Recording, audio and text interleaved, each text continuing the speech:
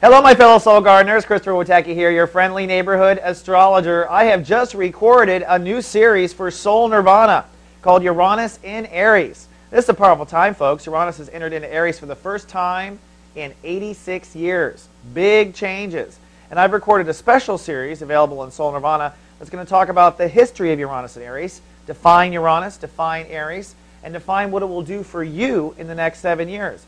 I also retroactively define what Uranus was doing in Pisces in the last 7 years, and I provide a video that helps you translate your rising sign and your sun sign. So if you've yet to ascend into our premium video channel, Soul Nirvana, come on down and check it out. It's at soulnirvana.com.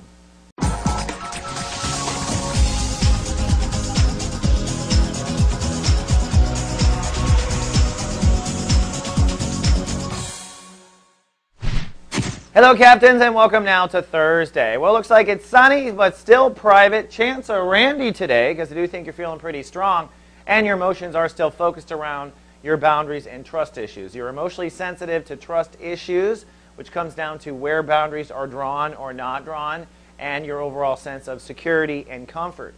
And in that regard, there's a little bit of a tug-of-war. The moon is opposing Venus today for a few hours, so you might be emotional about certain trustworthy issues, and you also might be kind of hyper and sensitive when it comes to self-esteem and soul capital. So this might be playing out as, oh, I want to create more money, but I don't know if I really want to do what it takes when it comes to boundaries to do it, or take the risk, or make the leap. Making leaps, taking risks, that's all boundary issues, right? Whether you're willing to step over a boundary or not. So a little tug-of-war between creating abundance, creating self-esteem and confidence, and where the boundaries are drawn. Now over to the sun. We're in Chapter 3 of Sun in Pisces. Saturn rules today. That's your home planet if you don't know. And that's why I think you're feeling strong, which means why you might go to Randy. When you're feeling strong and you're emotional about boundaries, that's usually when we want to connect, right? But today's Saturn rulership is really about you making some decisions. It's time to decide, Capricorn, and commit to what your mantra and message is for 2011. What is your default attitude, which I call a mantra?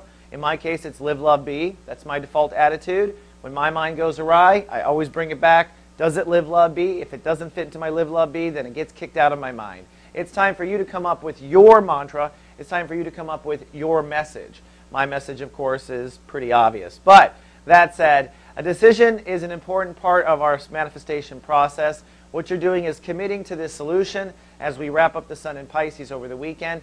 And Mars, which is also just a few degrees behind the sun, is saying, don't just commit to this attitude, put it right into action, all right? So as soon as you commit to it, you start putting it into action. You start saying it. You start editing your mantra against what your thoughts are today. Let's get it moving. Let's get it manifesting. And it's Thursday. We've got Sadika Salters, Renegade Aromatherapist, going live today. Today she's talking about the plant kingdom and skincare.